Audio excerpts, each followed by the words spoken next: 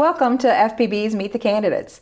This Cable 10 series allows you, the viewer, the voter, to get a closer look at the candidates we have running in our local elections and to let you hear from them how they feel about the issues that are important to us. Today's guest is Calen Studler, and he is running for the 57th District in our State House of Representatives. Welcome. Hello. Glad you could take the time to come visit us today and tell us a little bit about yourself and why you're running. Well, I'm pretty much a local kid. My family moved here in 1985. I grew up on the east side of Frankfort. I did end up going to Frankfort High School for high school. I'm a local realtor and appraiser. I mostly focus on residential home appraisals. And I wanted to get into this race because I think Frankfort needs a raise, and I think we need actual representation that I believe my opponent is not giving us. Okay, so tell us what area the 57th District covers. It is the entirety of Franklin County with the exception of 4 precincts on the east side of town, more towards Woodford County. I don't remember which particular precincts because they're not in there, but there's 4 that are part of District 56. Okay. I just want to start out talking just a little bit about the responsibilities of a state representative. Can you explain kind of what your responsibilities would be if elected? Well, the responsibility of the state representative is to represent the people of the district and not represent the government or their party back to the people. We have needs in this community that have gone unmet because of I perceive my opponent of not really representing us, rather representing his party back to us, and that's not getting us very far.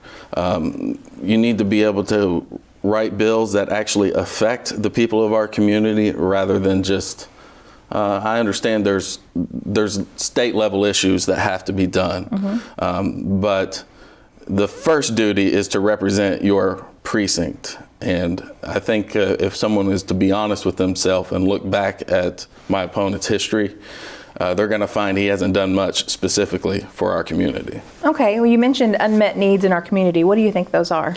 Well, I mean, right now we have property taxes that are going sky high from them kicking the can down the road. Mr. Graham's been in office since we had a surplus in our pension funds. And now the State Journal for the last, I don't know, maybe 5 or 6 weeks, the fiscal court's wanting more money. The city commission's wanting more property tax money. The school districts are wanting more property tax money. And they've actually admitted that it's to help pay for their portion of the retirement funds. That is the result of poor leadership and poor representation from a guy that's supposed to be representing Franklin County. The state pension problem has been there, and he wasn't exactly raising a hand. Now, some of those issues, we have an issue downtown, about 75% of the property is tax exempt, but we also have some P3 problems in Kentucky. The Sauer building over there on the east-west connector, it's tax exempt, but it doesn't meet the constitutional tax exemption. The building they're building down there with the tower, that's tax exempt. It's privately owned, but for public use. That does not meet the constitutional tax exemption of being publicly owned for public use. So the city won't get property taxes from those buildings? No, and they should and they can, but it probably take a lawsuit. But if it doesn't take a lawsuit, I want to use it as leverage to get us more money in the Frankfort in lieu of tax money that we get every year in the state budget. Okay. So what experience do you think, that has prepared you for this role? Well, I mean, I've spent the last 14 years in the business community. But before that, I worked 10 years at Toyota. I worked 5 years at McDonald's, and I'm not afraid to admit that. I've taken the work path rather than I'm not a college graduate. I'll just throw that out there. But the 2/3 of our community are not college graduates, so I don't think that really defines anyone's intelligence either. So I think I have a lot of blue collar experience. I've worked in factories, I've worked in service, and I've worked in business. I mean, those are three big things that we need more of around here. Okay. So as a newcomer, And if elected, you would be a newcomer to the legislature. What do you think are the advantages of new blood? Fresh ideas, for one. I mean, I wrote an article this year that the State Journal would not publish, and I understand they didn't want to have any perceived bias, but I had to get it published on Kentucky Today. It was called The Same Old Names Have Been Running This Community for Years, and it's the truth. And Mr. Graham's part of that elite that has been in there. He's had 16 years as a state representative, and he had 8 years as a city commissioner. That's 25 years. That's a career. It's time for him to retire. And we're not going to get anywhere. It's regressive to continuously vote for the same person. You're not going to get progress. You're going to get the same thing we've always got. Okay. Would you agree that there is a toxic political atmosphere in America today? Oh. And what experience do you think that has prepared you to get things done in such a toxic atmosphere? How, in the legislature, how could you address the toxicity? Well, one is I'm not entrenched in the Republican Party either. I mean, I'm not somebody that's been there for 15 years. You know, I'm not somebody that's only got that way of thinking. And I think you have to safeguard yourself before you go in there to make sure you don't fall into those categories.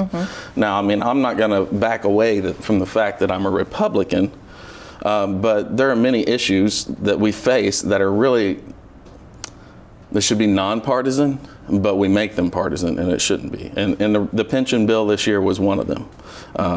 I've voiced on Facebook that I would not have voted for it. I did not like the way it was passed.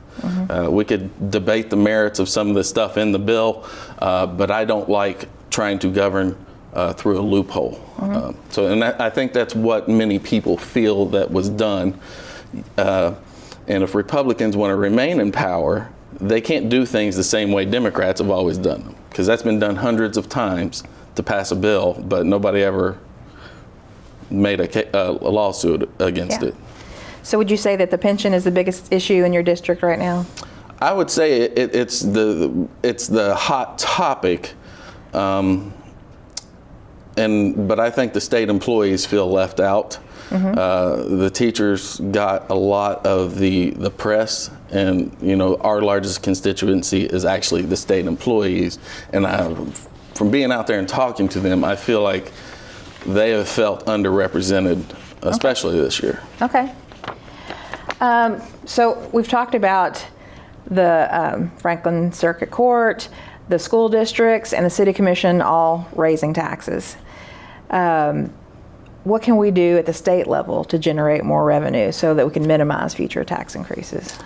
Well, I'm not going to run from the fact that I'm pro expanded gambling. I am pro medicinal marijuana. I will not be recreational marijuana.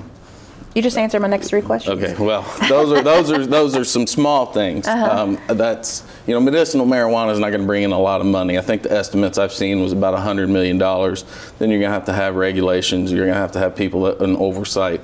The good news about some of that, though, is those jobs should be created right here in Franklin County. So we've lost 2% jobs since 2006 to 2016. We're in a decline. Most of those have been state jobs. So we have to have a way to increase our economic activity here in the town. But I know that's kind of getting off the subject of the question. But what we could do, expanded gambling is one. But if nothing else, sports betting. That's a big one. There's a legislative panel meeting about that right now, about the sports wagering. There's, I think, a venue in Louisville that's preparing for that. They do the instant racing, historical instant racing, but they feel like if this is something that is passed, they'd be able to expand to the sports wagering. So that's something you would support? Absolutely, and it's not going to take a constitutional amendment to do it. It's just expanding our equine betting. That's what we already have. It's not going to have anything. It's just expanding what you can bet on. So I'm all for it. Well, you mentioned you went to Frankfort High, as did I, and you know that our public schools get revenue from property taxes, and the Frankfort Independent Schools, they lose out every year because, like you said, they don't get that revenue collected from state government properties, even local government properties, and federal government properties, which are all we have downtown. So, what do you think can be done at the state level to address this issue to help our school system here Well, I mean, that's kind of been central to my campaign. I Yeah. mean, I've been writing these articles and being in the real estate field, I see Right. property taxes. I cover more than Franklin County. We are the highest. I cover 8 counties, and I think we're going up to like almost $20 per thousand is what the estimate is in downtown Frankfort. You can't get new people to move downtown. A young family cannot afford to move into an older house, and they're going to have to pay more money because they're going to escrow their taxes. It's going to affect their payment. And taxes are high. Also, it costs more to insure an older home. I So, that's not promoting growth in Yeah. downtown. Yeah. And the main thing we can do is increase in Frankfurt in lieu of taxes. We get $195,000 a year. That's it. That is a slap in the face to what we are losing. And it's nothing against, it creates jobs, the state employment does, but it also hurts us because these people don't live here. Only about 50% of them probably live here. I think that's based on the estimates I know, live here, but they don't. They work here but don't live here. Right. So they're using our roads, they're using our sewers, and it's catching up to us. So we can increase the Frankfurt in lieu of taxes, and I propose $1 million a year. Every community in this state should be vested in how good our capital looks. It's not, there's a negative perception about our community, and I forgot the guy's name, but he was on Hey Kentucky this year, and then he said something about Frankfurt burning down. And then the next day they apologized. But that is actually the perception people outside of our community have about Frankfurt. We have to change that, and the state government should help. Okay. I'm going to switch gears a little bit, talk about education. A Kentucky teacher right now is the face of Time Magazine story on underpaid educators. The story focuses on teacher uprising across the country and right here in Kentucky. Do you think teachers are underpaid? Yeah, I would say they're underpaid some. I mean, I'd really have to look into that. I mean, I believe all of our public servants, police officers included, are underpaid for what they do.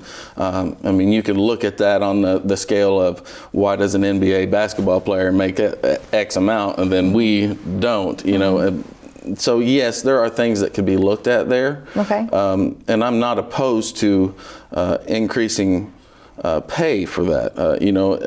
And especially, I know to back this up to state employees, we need to get them raises. We live in a symbiotic relationship with these people, whether you work for the state or not. If they don't get a raise, they don't go out to dinner on Friday, they don't buy the next house. That's 2 houses that don't get sold, 4 realtors, 2 appraisers, and so on. So there's good in giving these people raises. But,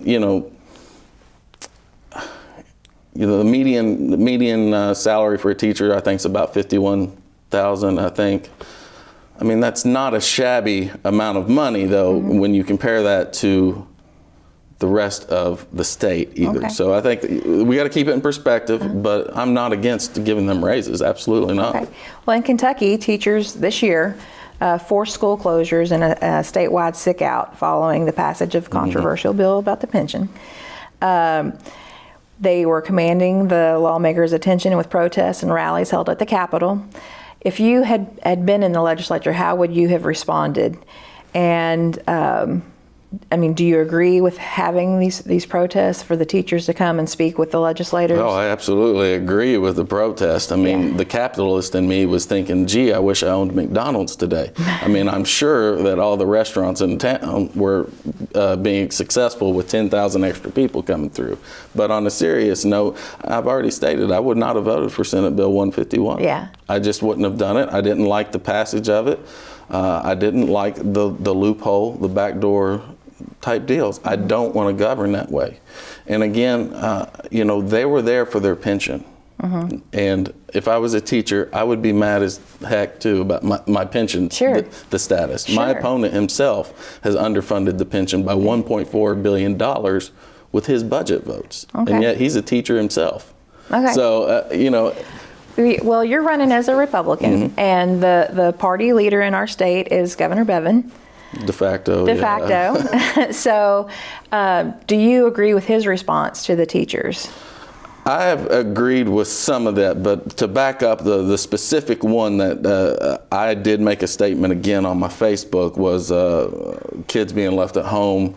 That was terrible. He probably could have just left the statement at, kids left at home without going into they were sexually abused or starting drugs, or I think he took it a little bit too far. I would have understood the statement had he said, we should be worried about the kids left at home today. Yeah. That made a little more sense to me, but he took it too far. Okay. Earlier this year, the General Assembly passed some tax reform bills. Mm-hmm. Everyone is asking the same question, will my taxes go up or down? How are those changes affecting just the average Kentuckian? And who's going to benefit most from these tax reforms? The middle class is going to benefit the most. I mean, our tax rate went down 1%. For your income taxes. Now, there were some taxes on services that were added, and I'm not in the legislature now, so I don't have all the information. Sure, However, yeah. I do know that their plan is to get us off of income taxes completely. Now, Tennessee itself does not have income taxes. We all know that. Mm-hmm. So they have sales tax only, which taxes services too, I'm sure. But it took them 14 years to get off of income tax to transfer to no income tax. You can't just do it all at once. Uh-huh. So if they steady the plan and they do eventually get to that, I am fine with eliminating the income tax. I think that gives us all more money in our pocket at the end of the year. And then if you don't want to pay a tax on getting your oil changed, well, you can change your oil yourself, or those sorts of services. No matter what it is. If you don't want to pay the tax on having your dog groomed, well, you can groom your own dog. So it's a consumption based, and you don't have to use some of these services. Okay. So yeah, in the long run, I would support it, but nobody likes the idea of new sales tax. But at the same time, it did lower the tax rate for the middle class by 1%. Okay. Well, you've talked about being a businessman. What do you think are the top concerns, particularly from the business community, that you could help address in your district? Well, here in Frankfort, it's taxes. Mm-hmm. We have property tax problems. These property taxes that are going to go up now, what's that going to cause? It's going to cause Broadway and Main Street and all these downtown businesses to probably have to raise their rent a little. That's going to hurt businesses. Mm-hmm. And we don't have a lot of traffic in the downtown area because a lot of people don't live there. We've already stated that, 75% of it or so is tax exempt. So we need to increase some residential down there, which I think with the city master plan, they were doing that. And some of that can be helped from the state level. I was going to ask you, have you seen the plan for downtown redevelopment? Is that something you support? I support residential. I know a lot of people, I haven't really looked at the entire plan. Uh-huh. I know the first phase is residential from what I understand, and I 100% agree with that. But I went to some of these meetings earlier this year on the table and some of those things. Yeah. And people were just saying, well, we want mixed use property, and they have this grand idea of something that you might see downtown of a 4-story condo with first floor business. Well, we have plenty of vacant property downtown that we can't fill. And in order to fill it, we have to move people downtown. So increasing the Frankfort in lieu of taxes that I want to do should give us some relief in our property taxes, I hope, at least to slow the growth of how much they're being raised. Mm-hmm. And that's a big one I support. Okay. Our local economic development group is telling us that the availability of skilled workers is a major obstacle in recruiting new businesses to our community. What can representatives do to help grow our workforce here in Frankfort, both in size and in skill? Well, we focus in high school on college ready, but do you ever hear about workforce ready in high school? Generally speaking, we don't. We need to tailor our high schools to start preparing people for the workforce. New businesses, it depends on what it is, but a plumber can't find good employees now because they can't find skilled workers Yeah. here in this community. But what are we doing to get them ready? Not everyone is going to go to college. You know, as I've already stated, in this community right now, 2/3 of people don't have a college education. So statistically speaking, that's telling me that we need to prepare 2/3 of the population for the workforce rather than college. Now, I'm not saying we need to lose our focus on college ready. My daughter's in UK right now. I mean, I support higher education. It's just that I think we need to focus on getting people ready for the workforce now. Okay. Another issue of local businesses is that even if they find the skilled workers, they can't pass a drug test. So what can the legislature do to help address this issue here in our district? I don't know what we can do to get people to not pass the drug test. I mean, that is an issue. I understand that. But when we have businesses that only pay, you know, $13 to $14 an hour in a factory, that's not exactly middle class wages either. I mean, we need to get some jobs that pay $17 to $20 an hour, and you'll start seeing people go, well, you know what, that might be worth me getting right. Yeah. So I think some of that is pay related. But, you know, Governor Bevin's done an excellent job bringing in business to Kentucky. Like 45,000 new jobs, billions of dollars in investment. How much are we seeing that here? We're not seeing hardly any of it here because we don't have a representative in the majority party that can actually get the attention of the governor. So that's another issue. We have to have representation to do it. He's in the minority party. They've had their time. He's not going to get it fixed. Okay. Do you think the Kentucky legislature is adequately transparent?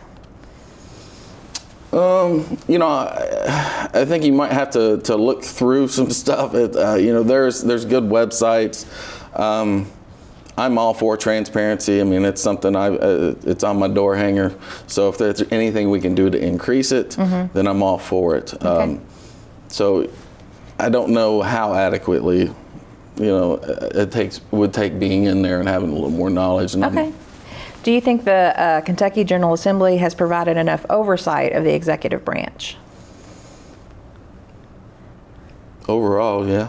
Okay. I mean, you know, every governor, I guess, are you speaking more about the governor himself or just, well, okay. Well, the Bevin administration. As, you know, three bodies of government, you know, self-checking each then other. the answer is yes. Okay. You know, people are going to say, well, we have a Republican House, a Republican Senate. They're just going to do whatever the governor wants. And I think that's actually not true. Okay. There's been plenty of people in the Republican Party. They just don't get the headlines that have came out against some issues that Governor Bevin's had. So I think that's checks and balances right there. Okay. So you're running for this seat. You're a first-time candidate, correct? What are your goals for your term? Well, again, I want to increase the Frankfurt in lieu of taxes. I would like to look at school safety. That's an issue that's a little bit closer to my heart. You know, we've had threats here in Franklin County, even again this week. Yeah. There was one written on a stall at I think it was Western Hills. There were some last year, and you know, there are things that you can do to increase school safety without infringing upon Second Amendment rights, and I'm all for that. Okay. But there is some things that I think we could do. Excellent. Well, I'm going to give you the opportunity now to speak directly to our viewers and tell them why you are the best candidate for this race and why they should vote for you. One, Frankfurt needs a raise. You're not going to get that raise if we keep voting in the same people. Mr. Graham has been part of the same group of people for nearly 25 years. And if you will be honest with yourself, look back over those years and see how Frankfurt has changed. And it hasn't. We have a stagnant population. We have a stagnant housing market. And we need revenue. We need help from the state government. And I can get it. I want to use the P3 projects as leverage to increase our revenue to the city. I'm a pro-life guy, I am pro-God, and I am pro-Second Amendment. I understand that there's going to be some people that's enough not to vote for me, but for the most people out there, I can tell you they line up with my vision more so than they do with Mr. Graham's. And if people want to learn more about you, where can they go? Studler57.com. You can also follow me on Facebook and Twitter. They're both at Studler57. Facebook is probably the best way to do it because you can put more information on there. Okay, great. Well, I appreciate you coming and talking to us today. I know our viewers appreciate hearing from you and your ideas. This is Calen Studler, and he's running for our State House of Representatives in the 57th District. I'd like to remind our viewers to get out and vote on Tuesday, November 6th. And when you're done voting, go home and tune in to Channel 10, where we'll be having live election coverage straight from the county clerk's office. It's election season, so I'm reminding you to get informed and go vote. And we'll see you next time on Meet the Candidates.